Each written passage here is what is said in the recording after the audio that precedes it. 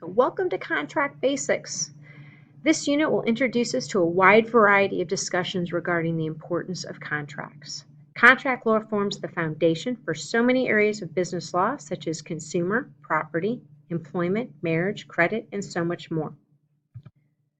Our goals will discuss the elements, we'll identify the requirements, we'll define fraud, illegal exchanges, the benefits of writing, describing various contractual discharges, and remedies for breach of contract. So what must be in a contract? Well, a contract is an agreement between two parties that create an obligation. There must be 6 requirements for a legally enforceable contract. There must be an offer, it must be accepted, a genuine agreement, the legality, consideration, and capacity. And we'll also discuss the benefits of having those contracts in written proper form. Many of you, when you access that music download service on the internet and you read that contract and check that box that says you agree to the terms, you have now been in an enforceable contract. So the first element of a contract that must be completed is the offer. The offerer is the party who makes an offer. The offeree is the party to whom the offer is made. For there to be an offer, that proposal by an offerer to do something, provided that the offeree does or refrains from doing something in return. This is the basis of the bargain. If not valid, there cannot be a contract and the courts cannot enforce. Terms must be definite and accepted without change by the party to whom the offer is intended. There's 3 tests for an offer to be valid. There's contractual intent. It must be made seriously. No jokes or jests, statements made in extreme anger or terror. There cannot be preliminary negotiations, or it cannot be a social agreement. Offers must also be communicated to the offeree. A person who's not intended or who is not the intended offeree cannot accept that offer. But offers can be made by phone, mail, or email. In addition, essential terms must be complete and definite. There must be complete at the minimum, a price, a subject matter, and a quantity in that offer, and it must be definite. The terms must be identified clearly. Sales ads are invitations to negotiate, but they are not considered specific offers, so they are not considered complete and definite. So how can offers be ended? Well, there can be the revocation by the offerer, and that means withdrawing an offer before it is accepted. Possibly the time stated for the offer has expired and it's been an unreasonable time frame. Possibly there was a reasonable length of time, depends upon the circumstances. Some states have specific time frames and theirs must be stated in the terms. There could be a rejection by the offeree, and that means the offer is immediately terminated. There could be a counteroffer to the offeror's initial agreement. The counteroffer means the offeree's response to an offer is modified. Also, it could be ended in the death of a party or insanity of either party, or destruction of the specific unique subject matter.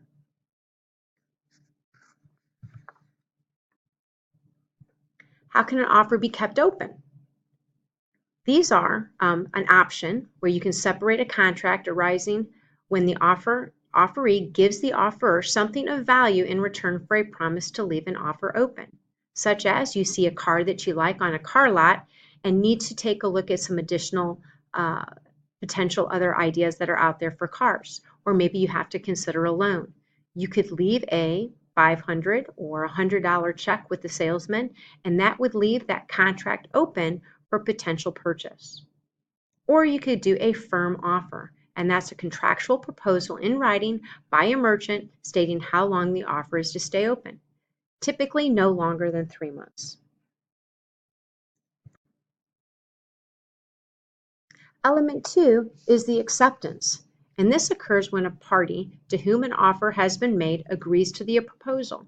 An acceptance must come from the person to whom the offer was made. This includes general public members who know of the offer. It also must match the terms in the offer. The mirror image rule says acceptance must exactly match the terms contained in the offer. There cannot be any changes. And it must be communicated to the offerer. A bilateral contract is when a promise for a promise. A contract is formed when promises are exchanged, such as a promise to deliver topsoil in exchange for the promise for payment. A unilateral contract is a promise for an act, and this is a contract when it's formed when the act is performed, such as the promise to pay a $100 reward for the return of a lost dog.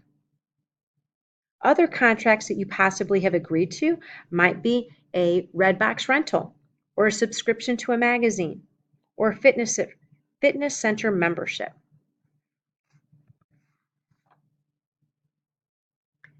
A genuine agreement is your element 3, and this is true and complete agreement to enter into a contract that is evidenced by words of conduct between the parties. So that agreement cannot lack and cannot be conducted in duress, undue influence, mistake, misrepresentation, or fraud. Without a genuine agreement, a contract is voidable.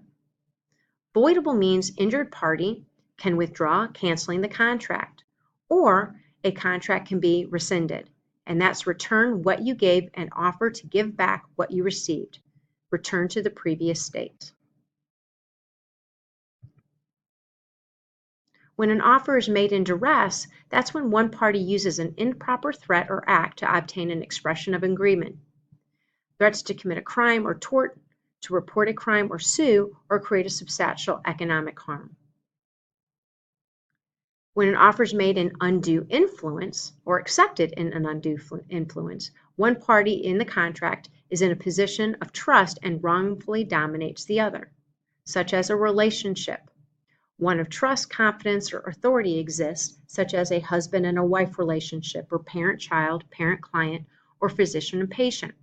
So that could be considered undue influence. Also, unfair persuasion, meaning a stronger party acts dishonestly and without full disclosure. There's also mistakes that are done through the agreement process. A unilateral, that's when only one party holds an incorrect belief about the facts related to the contract. Generally, contract may still be invalid. The most common is failure to read before signing or misunderstanding. A mutual or bilateral disagreement would be both parties have an incorrect belief about the important fact, such as material facts, important facts that influence decisions, or contract where the contract would be void without legal effect.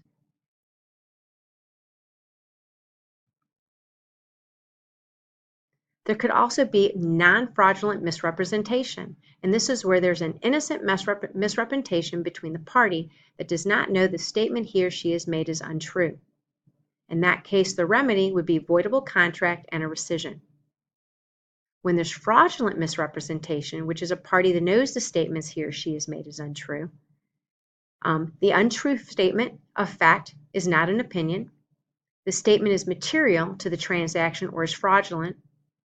The victim reasonably relied on the statement. There's intent to deceive. There's an injury that occurs, usually monetary. In that case, a remedy would be judged, and there could be a rescission, damages, or even punitive damages.